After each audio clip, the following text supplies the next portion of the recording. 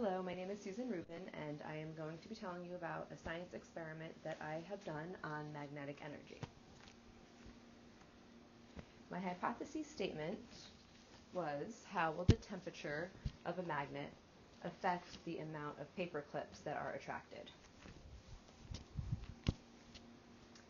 The outcome statement is that I predict the temperature of the magnet will not affect the amount of paper clips that are attracted. The content statement, the science concept that's examined is about magnetism and the temperature of the magnet and how it is affected, how the magnetic field is affected. The key words that are important for this experiment are magnetism, which is the force of a magnet when it's attracted or repelled by another magnet. The magnetic field is the area around the magnet that starts the magnetic force. Then we have atom, which is the basic unit of a chemical element. Electron, the smallest particle of an atom with a negative charge. And force, which is the push or pull of an object. The foundational skills that are important for this experiment is the student should know how to use a ruler to measure to an inch, and then how to freeze a magnet in just a bowl of ice cubes. Okay? The content statement. This knowledge is important because you need to know, in order to understand how the experiment is working and how it's working, is that you should know how the magnets work from the inside as well as the outside. Okay, the variables that we have are the manipulated variable is the temperature of the magnet. We're going to test it at frozen temperature and also at a room temperature. Then we have the responding variable, which is the amount of paper clips that are attracted, and the constant, which is the paper clips. We have 15 small paper clips that are all the same size, so that doesn't change.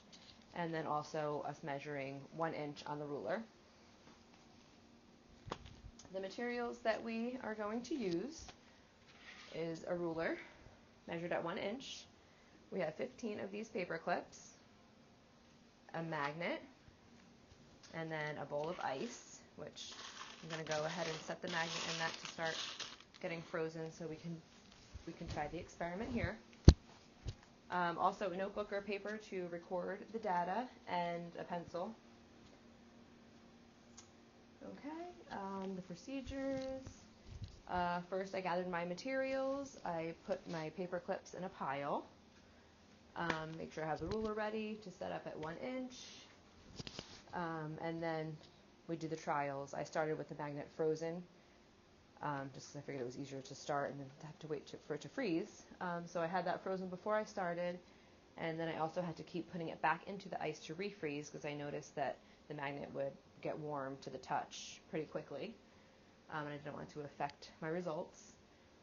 So then I completed 10 trials and recorded the data, and then I let the magnet get back to room temperature, which was 77 degrees at the time, and then I did 10 trials at that temperature and then recorded that data. Okay, as you can see the data here, here's the 10 trials, and then frozen, we had an average of 10 paper clips that were attracted. And then at room temperature, as you can see, it was a little lower.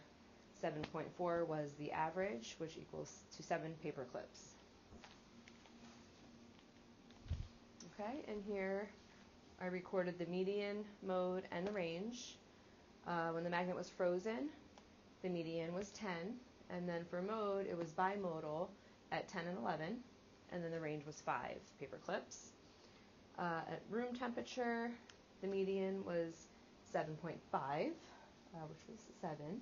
The mode was again bimodal, between 7 and 8, and the range, it was 7 and 8, and the range at 4 paper clips. Okay, here's a graph. We have the average amount of paper clips attracted to the magnet.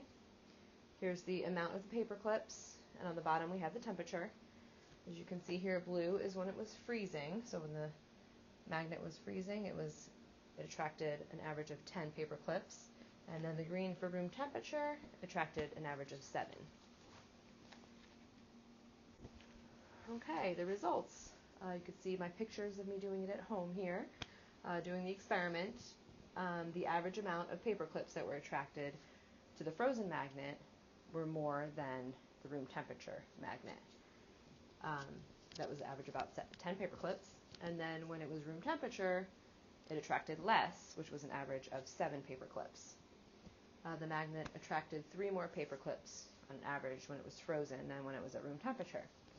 So we can come over here to our experiment and see how we set this up. I have my pile of paper clips here, and when I set it at 1 inch, I simply bring the ruler down to see how many are attracted. And as you can see, there's only 2 left, so it attracted 13 magnets this time when it was frozen, which is a lot, and we can set that out. Let that get back to room temperature. The conclusion is that I found more paper clips were attracted to the frozen magnet as opposed to the room temperature magnet. The force was made stronger, and I believe the reason why was because the freezing temperature, here's the picture here in figure 1 and 2, when they're frozen, it caused the magnetic atoms to move more slowly and steady, which they all faced one direction, which made the magnetic force stronger since they were all focused and steady. My real-world application, I feel that this science experiment would be helpful to many businesses as we use magnets in everyday appliances that we may not even know. For example, refrigerators, televisions, even health therapy. And also another important essential element is in machines and computers. Magnets are in MRI scanners, which are helpful for doing medical scans for people that are really important. And then my narrative diary. On March 24th, I emailed Dr. Raz about the topic to make sure it was okay, and he approved it, or if he would approve it. March 25th, I met with Dr. Raz in his office, and we discussed the science topic and also what the variables were, the manipulating and responding variables were. On March 26th, I got an email from Dr. Raz saying it was okay to move forward with the experiment. And also on March 26th, I posted the science experiment and discussion topic for my fellow classmates. On March 27th, I went to the Dollar Tree to buy paper clips, and I also gathered my other tools at home, materials, the ruler, the magnet, the bowl, and ice. March 27th, I began to fill out the sections of the PowerPoint template that I can do. March 28th, I completed the 10 trials of the frozen magnet and then again at the room temperature magnet. And then on and I also posted the pictures after I took those. And on March 29th, I finished entering all the information into the PowerPoint. Okay, so again, I tested with the frozen magnet, I tested 10 times, and then again, after it took a while to reach room temperature, I tested again for my second results. Okay, and that is it for my science experiment. I hope you enjoyed it. Thank you.